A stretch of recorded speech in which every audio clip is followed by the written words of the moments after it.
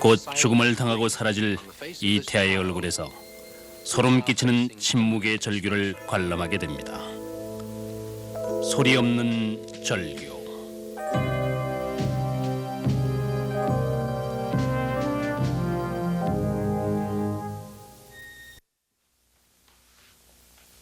저는 산부인과 의사인 도나드 네트슨입니다. 동시에 저는 낙태에 관한 한 여러 가지 아주 많은 경험을 가지고 있습니다. 제가 의과대학에 다니던 1949년도에는 태아에 관한 학문은 전혀 다루어지지 않았었습니다. 태아는 단순히 여성의 자궁 안에 존재하는 하나의 어떤 물체 정도로 배웠고, 태아가 실제적인 인간이냐 하는 문제나 독자적인 개성을 지니고 있는지 아닌지는 그저 종교적인 차원에 불과했습니다. 그러나 1970년대부터 이 문제는 아주 달라졌습니다. 즉, 의학계에서는 태아학이라는 분야를 개척하기 시작했던 것입니다. 이 새로운 분야의 학문은 보다 구체적으로 다루어졌는데, 즉 초음파 영상, 전자식 태아 심장 측정, 태아 전문학, 자궁 내 촬영 기술, 방사 면역 화학 및 그 외에도 여러 가지 과학 기술이 도입되어서 눈부신 발전을 가지고 왔습니다. 1976년 이후에는 움직이는 태아의 모습을 관찰할 수 있는 초음파 장치가 임상적으로 사용되고 있습니다. 초음파 검사실은 재래식 검사 테이블과 여기 보이는 덩치가 큰 초음파 영상 장치로 이루어져 있습니다. 여기에 지금 한 임산부가 검사대 위에 누워 있습니다. 복부가 가리워져 있습니다. 기계의 헤드 부분이 자궁 위에 놓여졌습니다. 이 기계의 기본 원리는 고주파음을 발산하는 음파와 그 음파의 진동수를 다시 수집하는 진동자로 구성되어 있습니다. 반사되어 수집되는 진동수는 컴퓨터에 수집되어서 살아있는 태아의 상태를 식별할 수 있도록 영상으로 나타나게 됩니다. 이렇게 나타난 태아의 모습은 섬세한 형태로 영상시켜서 임신 말기에 유용하게 쓸 수가 있습니다. 한편 임신 초기에 이러한 방법을 사용하여 정확하게 태아의 윤곽을 측정해 볼 수 있습니다.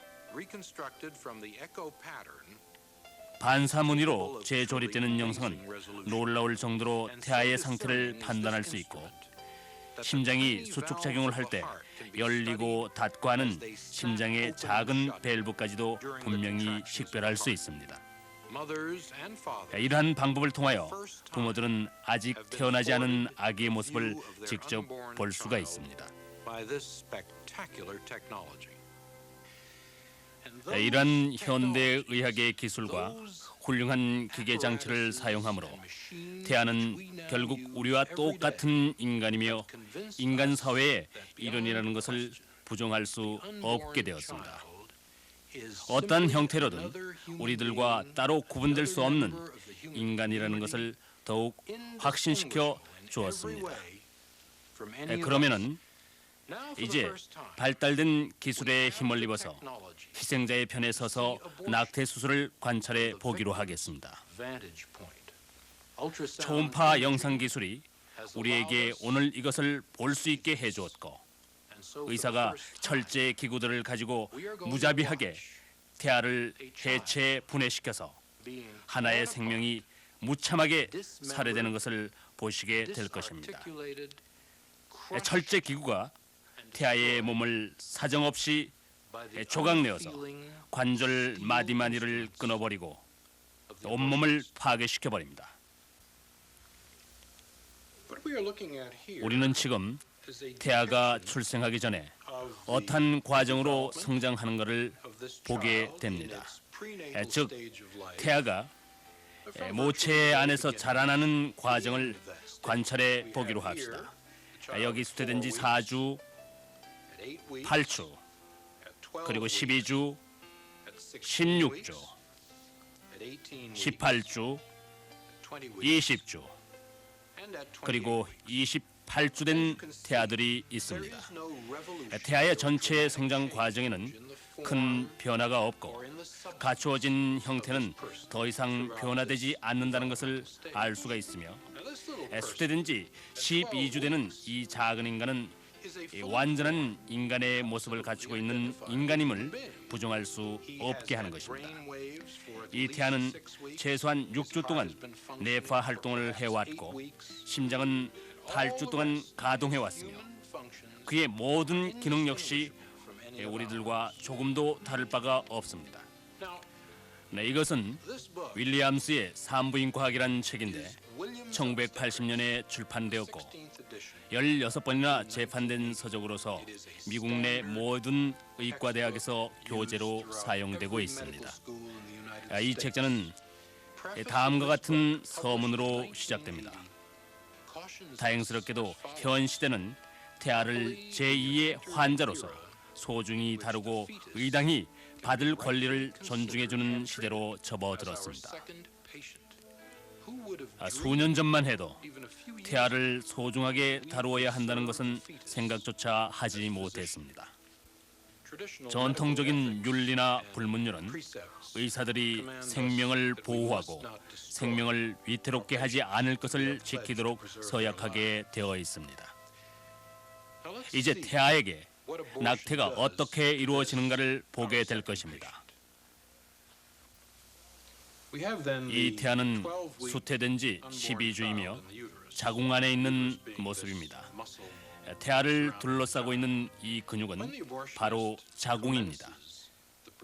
의사가 수술을 시작할 때에는 우선 질경이라고 하는 이 기구를 질 안에 넣고 질경부를 보기 위하여 이 기구를 크게 벌립니다. 이것이 자궁의 질경부입니다. 자궁의 질경부를 잘 볼 수 있도록 한 다음에 낙태 시술자는 데나크롬이라고 하는 이 기구를 사용하여 자궁 경부를 고정시켜 놓습니다. 이러한 작업을 마친 다음에 낙태 시술자는 데나크롬을 사용하여 자궁 경부를 잘 들여다볼 수 있도록 고정시켜 놓고 음파 사운드라고 하는 기구를 사용하게 되는데, 이 기구를 자궁 속에 넣었다가 다시 빼내는 과정을 통해서 자궁의 깊이와 넓이를 정확하게 측정해 냅니다. 그 다음에 금속 제품으로 된 이 구부러진 자궁 질경 확장기를 사용하여 자궁 경부를 벌린 다음 대시술 후에 필요한 기구를 삽입시킵니다. 그 다음에 우선 자궁 경부를 확장시키기 위해서 이 기구들 가운데 가장 가느다란 기구를 자궁 경부에 집어넣고 이 기구를 돌려가면서 조금씩 크게 벌려 더 큰 기계들을 삽입하는 작업을 진행하게 됩니다. 결국 서서히 자궁 경부가 낙태 시술을 위해 적당한 크기로 벌어지면은 낙태 시술자는 흡입기라는 기구를 사용하여 이미 확장되어 있는 자궁 경부 속으로 이 기구를 집어넣는데, 사용하기 전에는 항상 소독 용기 속에 보관하고 있습니다. 이제 낙태 시술자는 이 기구를 사용하여 태아를 둘러싸고 있는 태낭에 구멍을 낸 다음에 태낭 속에 들어있는 양수가 빠져나오도록 합니다. 그러면은 이 기구는 태아에게 직접 접촉하게 되며 끝부분에 약 55mm의 순주 흡입력을 작동시켜서 이쪽에 있는 길고 두터운 흡입건과 다른 끝부분에 연결된 필요한 기구들을 연결시키고 흡입기 꼭지 부분은 태아를 찢어서 조각내기 시작을 합니다. 이제 태아의 몸은 산산이 찢어지고 하나 둘 조각난 태아는 몸체 일부와 머리 부분만 남게 되는데, 머리는 너무 커서 이 기구만으로는 끄집어낼 수가 없습니다. 그리하여 시술자는 이미 확장되어 벌어져 있는 자궁 경부 안에 보다 더 강한 솔잎 쪽집게라는 기구를 집어넣어서 자궁 안에 떠도는 태아의 머리를 잡으려고 시도하며 결국 이 기구의 양날 사이에 태아의 머리가 잡히면은 강한 힘을 가하여 부숴낸 다음에 마침내 그 내용물들과 부서진 뼈들을 끄집어냅니다. 이리하여 소위 낙태 시술은 일단 성공적으로 끝나게 됩니다. 우리는 12주 된 태아의 모습을 초음파 영상을 통하여 관찰하였고 또한 여러 가지 낙태 기구들과 그 진행 과정을 지켜봤습니다. 이번에는 12주 된 태아가 낙태할 때의 모습을 초음파 영상으로 촬영한 실제 사진을 통해서 관찰해 보도록 하겠습니다.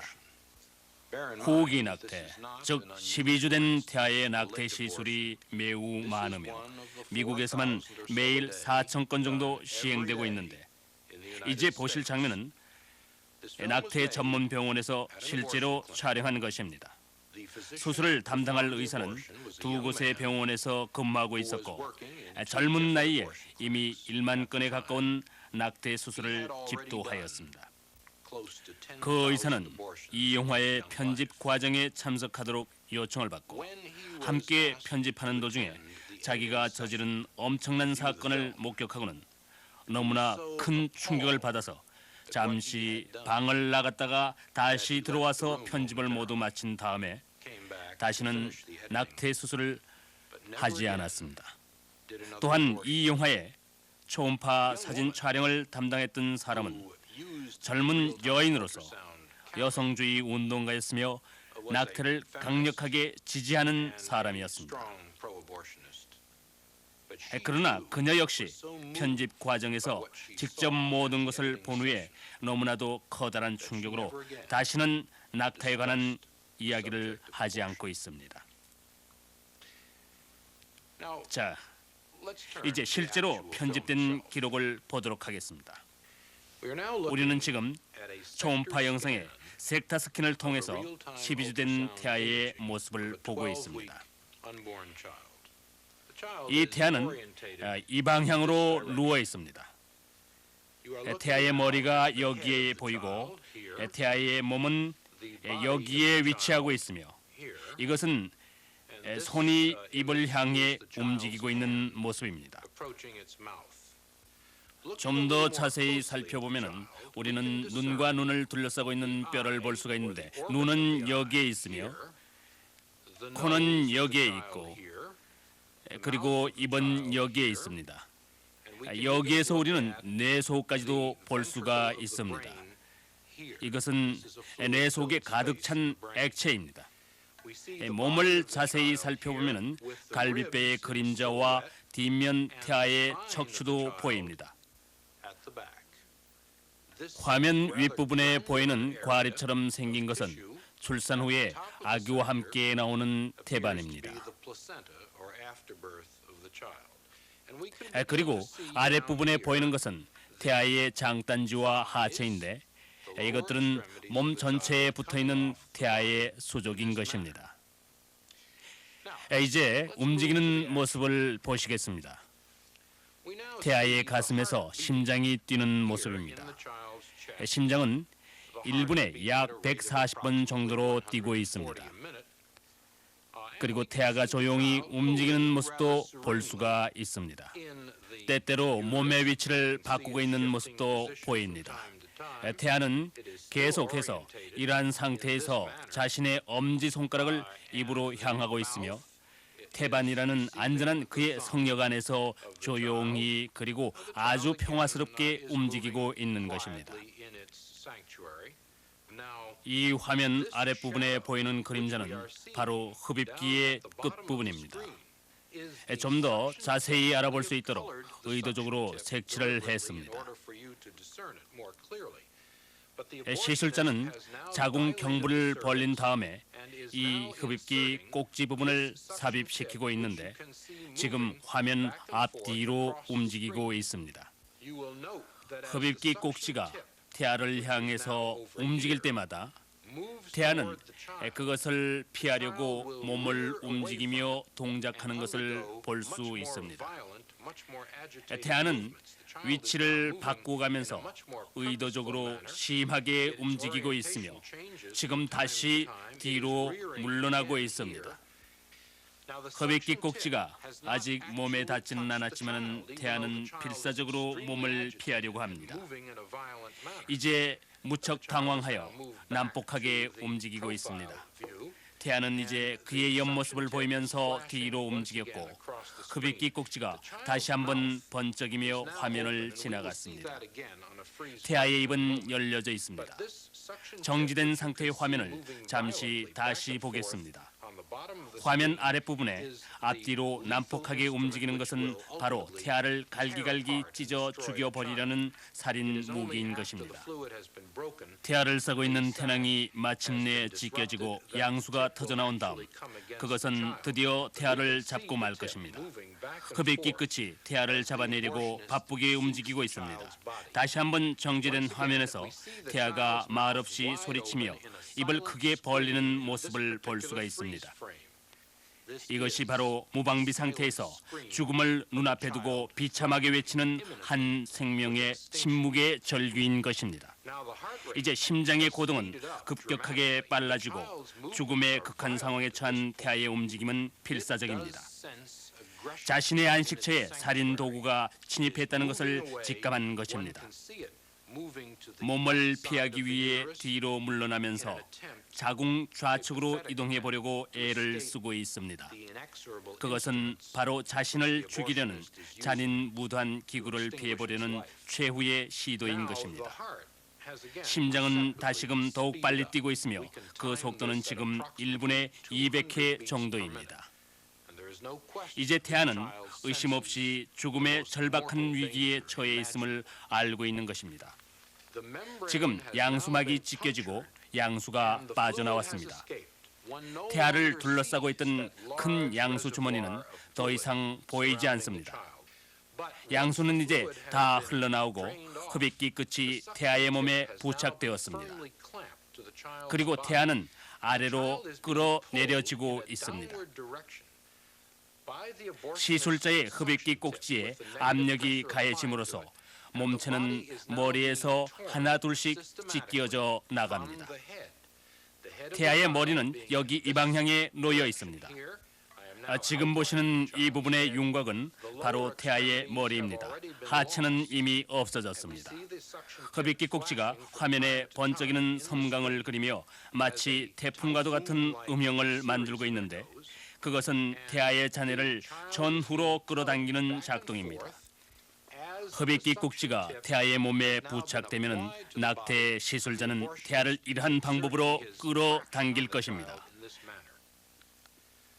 머리는 아직도 식별할 수 있을 만큼 보이고 있습니다. 그러나 머리로부터 찢겨져 나간 몸체는 더 이상 식별할 수 없게 되어 있습니다.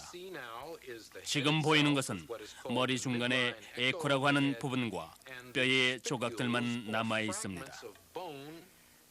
지금 보여드리며 설명하는 이 머리는 12주 된 태아의 머리로서 자궁 밖으로 한 번에 끄집어내기에는 너무나 커서 시술자는 폴립이라는 집게를 사용해서 머리를 집어내려고 시도하고 있습니다.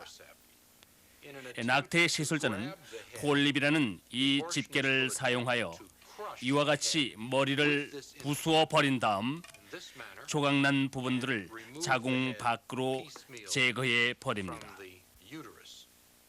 낙태 시술자와 마취 의사는 그들만이 사용하는 비밀 용어가 있습니다. 바로 이 끔찍한 모습을 감추기 위해서 그들만이 사용하는 은어인 것입니다. 시술자와 마취사가 사용하는 이 은어는 1호 혹은 넘버 1이라고 하면은 그것은 바로 태아의 머리라는 뜻입니다. 마취사가 1호가 다 나왔습니까? 하고 묻는데 이 말은 수술이 끝났습니까 하는 뜻입니다. 우리는 이따금 이 기구의 날카로운 날들이 여기 영상에 나타나는 것을 볼 수가 있습니다. 머리는 자유롭게 자국 내에서 둥둥 떠다니고 있습니다. 여기 이 기구의 칼날이 태아의 머리를 꽉 집은 다음에 낙태 시술자는 자궁 경부 쪽으로 끄집어 내리게 됩니다. 이제 남은 것은 오직 부서진 파편들과 몸 조직의 조각난 부분들로서 이것은 한때 무방비 상태 속에서 살아 움직이고 있던 한 작은 인간의 자네들인 것입니다. 우리 사회에 낙태가 끼친 영향을 고찰하기 위해서 지난 20년간 실제로 어떠한 일들이 행해졌는지를 살펴보도록 하겠습니다. 믿을 만한 통계에 의하면 대법원 판결로 소위 낙태가 법률로 합법화되기 훨씬 이전인 1963년도에 미국에서만 약 10만 건의 불법적인 낙태 수술이 행해졌습니다. 한편 합법적인 낙태 수술은 극소수에 불과했으나 대법원에 의해서 낙태가 합법화된 첫 해인 1973년도에는 무려 75만 건의 낙태 수술이 자행되었고 1983년도에는 무려 150만 건의 낙태 수술이 행해졌다는 거의 정확한 통계가 나와 있습니다. 이제 낙태를 상업적인 면에서 살펴보도록 하겠습니다. 지난해에는 미국에서만도 150만 건의 낙태 수술이 행해졌는데 한 번 낙태 수술을 받기 위해서 드는 비용은 평균 300 내지 400달러가 소요됩니다. 이러한 비용은 미국에서만 연간 5억 내지 6억 달러에 이르며 전 세계적 일반 대기업체 가운데서 500대 기업으로 기록될 만큼 대기업체로 손꼽을 수가 있습니다. 그런데 이 엄청난 돈의 90%는 의사의 소중에 들어가며 나머지는 병원을 경영하는 기업가의 손에 들어가고 있습니다. 최근 우리는 이들 병원의 문제점들을 조사한 바 있는데 마치 편의점처럼 전국적인 망을 가지고 있고 캘리포니아주에는 이런 연쇄 조직이 있는 것을 알았습니다. 그리고 미국의 남서부 동남부에도 이러한 조직이 있습니다. 그리고 또 한 가지, 이 병원들이 미국의 범죄 조직을 움직이는 폭력들의 소나기에 점점 빠져 들어가고 있다는 증거가 포착되고 있다는 사실입니다. 피해의 돈, 곧 낙태라는 살인으로 벌어들인 이 돈은 아무런 죄도 없이 낙태로 죽어간 어린 생명들로부터 나온 피해 돈이며 이 돈은 또다시 미국 범죄 집단의 검은 손에 의해서 더럽혀지고 있습니다. 희생자는 비단 죄 없이 죽어가는 태아의 생명만이 아니라는 것을 알아야 할 것입니다. 또 다른 희생자는 바로 낙태 수술을 받는 임신부들입니다. 그들은 태어나지 않은 어린 생명의 진정한 가치가 무엇이며 낙태가 진정으로 무엇을 의미하는지를 모르고 있습니다. 수백만, 아니 수천만의 숫자로 증가 일로에 있는 이 임신부들은 자궁이 파괴되고 병균에 감염되어 육체가 점차적으로 파멸되어가고 있다는 사실을 모르고 있습니다. 낙태의 후유증으로 불임증까지 얻어서 출산이 불가능하게 되며 이 모든 결과는 바로 낙태 수술에 관한 아무런 지식도 없기 때문에 일어나는 것입니다. 이 비디오와 또 앞으로 제작되는 다른 비디오들은 앞으로 낙태 수술을 받고자 하는 임신부들에게 수술 전에 필수적으로 보여주어야 할 것입니다. 저는 전국 낙태 권리 옹호 연맹을 고발하며 소위 이상적 설계 부모회와 낙태를 상업화하는 모든 공모자들이 임신부들에게 낙태의 올바른 진상을 밝혀주지 않고 오히려 비밀을 지키도록 유도하는 비도덕적인 행위를 고발합니다. 아울러 모든 낙태 운동가들에게 임신부들이 수술에 동의하기 전에 의무적으로 이와 같은 생생한 비디오 테이프를 보여주라고 강력하게 요청하는 바입니다. 저는 낙태에 관한 한 어느 정도의 지식을 가지고 있다고 자부합니다. 저는 1969년 전국 낙태 권리 옹호회를 창설한 사람 중에 한 사람입니다. 그리고 2년간 저는 서방 세계에서 가장 큰 낙태 병원의 책임자로 있었습니다. 그 무렵부터 낙태학이라는 새로운 과학 분야가 개척되었고 보다 깊이 관찰하고 연구한 끝에 결국 다음과 같은 결론을 내리게 되었습니다. 태아는 예외 없이 모두가 인간이며 우리 인간과 다를 바 없고 우리 인간 사회의 일원이라는 것을 부정할 수가 없다는 것입니다. 그러므로 인간 생명을 무참하게 살해함으로써 사회 문제를 해결할 수 있다고 생각하는 것은 근본적으로 잘못된 것입니다. 오히려 폭력에 대한 행위는 바로 과학과 윤리 도덕의 질서를 파괴하는 행위라고 생각합니다. 저는 미국이라는 나라가 인간을 달 세계에 보냈으면서도 생명의 살상보다 더 나은 해결책을 찾지 못한다고 생각하지는 않습니다. 우리들은 고귀한 인간의 생명을 보호하기 위해 보다 이상적인 해결 방법을 끊임없이 모색해야 할 것입니다. 이것은 바로 모든 인간은 동등한 사랑과 인간 생명의 고귀함을 지니고 있다는 확실한 신념을 바탕으로 할 때 비로소 가능한 일이라고 생각합니다. 모든 인류 전체의 공익을 위해서 바로 지금 이 순간부터 살인 행위를 중지시켜야 할 것입니다.